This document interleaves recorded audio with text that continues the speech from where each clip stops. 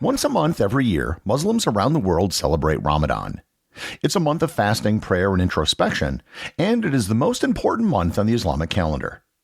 However, the time of Ramadan changes every year, and the exact date it starts is often a matter of interpretation, as is the time it's observed every day. Learn more about Ramadan and how it's celebrated on this episode of Everything Everywhere Daily.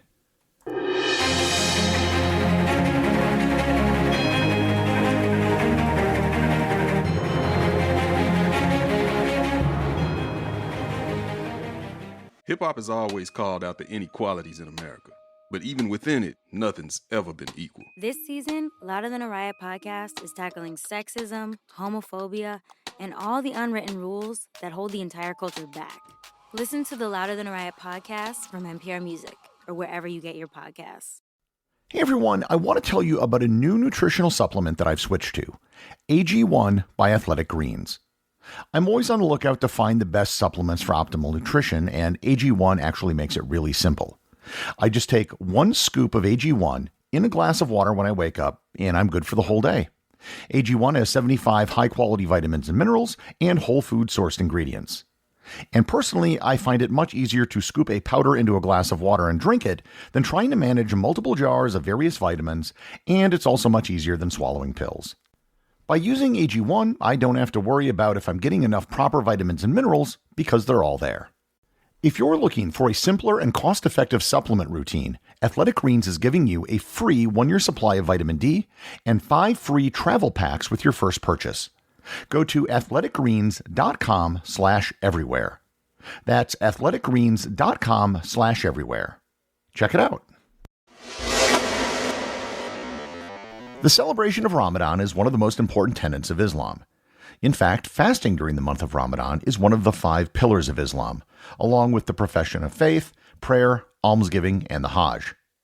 Before I get too much further, I should explain exactly what it is and why it's celebrated. Ramadan is the 9th month of the Islamic calendar. The reason why it's given special importance is that it's believed it was the month when all Holy Scripture was revealed. This includes the Torah, the Gospels, the Psalms, and of course the Quran. The word Ramadan comes from the Arabic word Ramida, which roughly translates to scorching heat. The Quran itself refers to Ramadan and gives instructions for what must be done. It says, quote, Ramadan is the month in which the Quran was revealed as a guide for humanity, with clear proofs of guidance and the standard to distinguish between right and wrong. So whoever is present this month, let them fast. But whoever is ill or on a journey, then let them fast an equal number of days after Ramadan.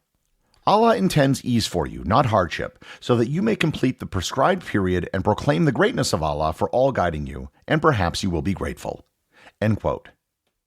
The primary command for the month of Ramadan is, of course, fasting. From sunrise to sunset, Muslims cannot drink, eat, smoke, or engage in sexual relations. The prohibition against drinking also extends to water as well. Most Muslims will usually engage in a pre-dawn meal known as a suhoor. This is consumed before the first prayer of the day and is one of the 2 main meals which are consumed during Ramadan. In some Muslim communities, someone may be appointed to the traditional role of Musaharati, who is someone who wakes everyone up for the suhoor meal. They serve as personal alarm clocks for the neighborhood.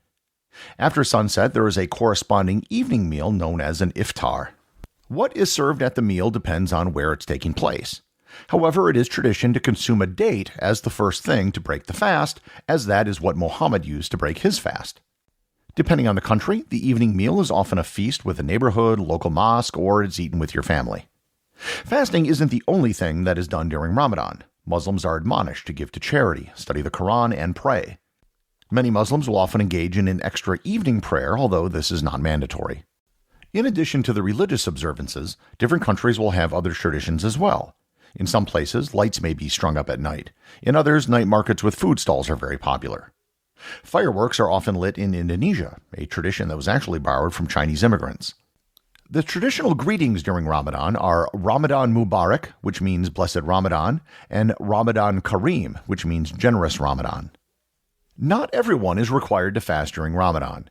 If you're sick, pregnant, breastfeeding, menstruating, or traveling, you are not obliged to fast.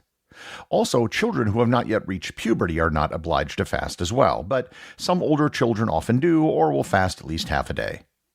If for whatever reason someone can't fast for some days of Ramadan, they are encouraged to fast for an equal number of days after Ramadan. If you are a non-Muslim in a Muslim country during Ramadan, your options are to either buy food beforehand that you can eat in private, or just observe the fast with everyone else around you. And I speak from experience when I say option 2 is just much easier. For the most part, Sunni and Shia Muslims celebrate Ramadan the same way. However, there are small differences in how sunrise and sunset are determined, and they will celebrate Laylat al-Qadr on different nights, and more on both of these things in just a bit. I said that Ramadan is the 9th month of the Islamic calendar. However, determining when Ramadan starts isn't that clear-cut. And to understand why there's some confusion, you have to understand the Islamic calendar. In the West, we use the Gregorian calendar, which is a solar calendar. With the solar calendar, the solstices will be on about the same day every year. Other traditional calendars, such as the Chinese or Jewish calendars, are what's called a lunisolar calendar. A lunisolar calendar is a lunar calendar, but with frequent adjustments, made so that the day stays at about the same time of year. For example, Chinese New Year can vary by almost a month, but it will always be around January or February. The Islamic calendar, on the other hand, is a strictly lunar calendar. It consists of 12 lunar months. The problem is that a lunar year isn't the same length as a solar year. A lunar calendar usually has 11 fewer days than a solar calendar. As such, every year Ramadan starts 11 or 12 days earlier than it did the year before.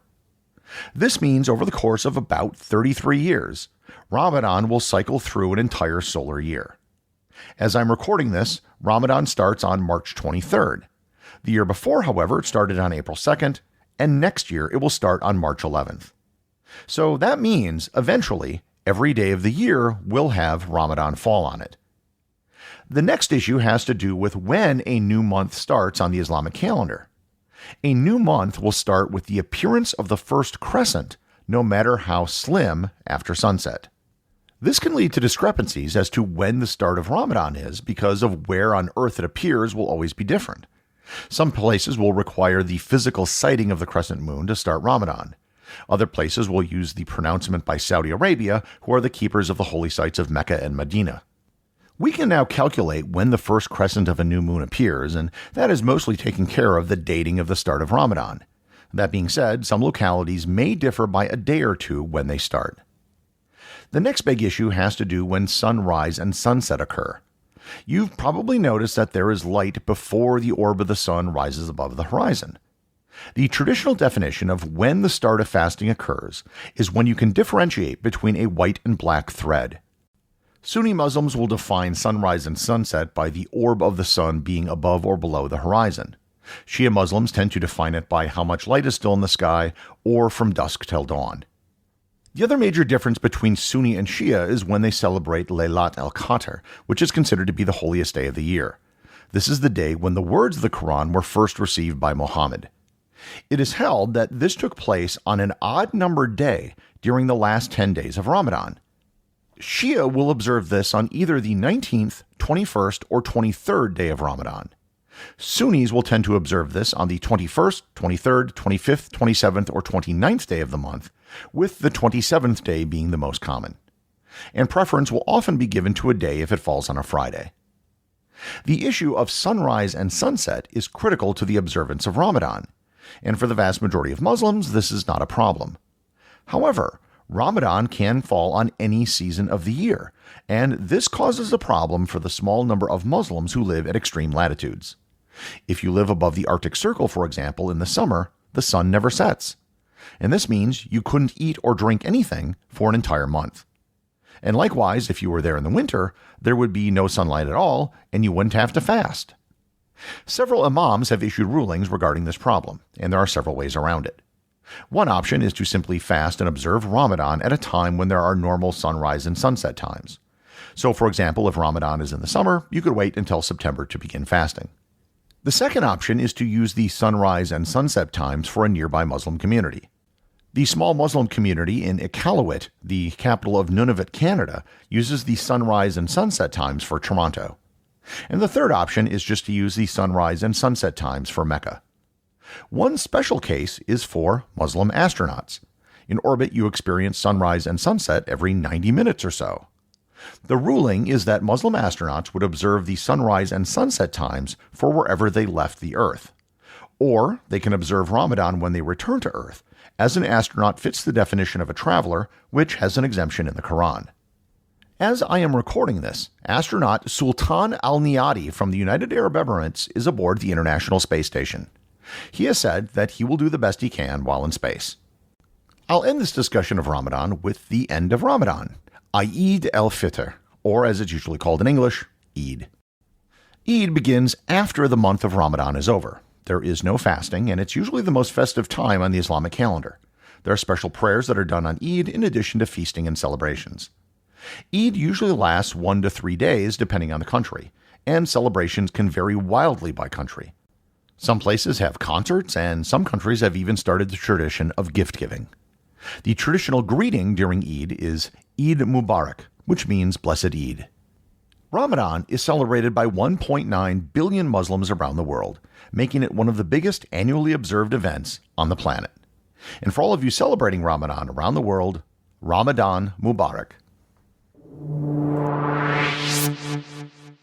The executive producer of Everything Everywhere Daily is Charles Daniel. The associate producers are Thor, Thomsen, and Peter Bennett. I want to give one final reminder that episode 1000 is coming up in just a few days.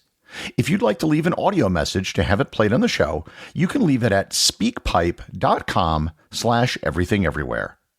It can be your favorite episode, a story about how you listen to the show, or something else. I'm going to be closing this very soon, so if you want to participate, you better do it now. I have the link to where you can leave an audio message in the show notes for this episode, as well as in the Facebook group.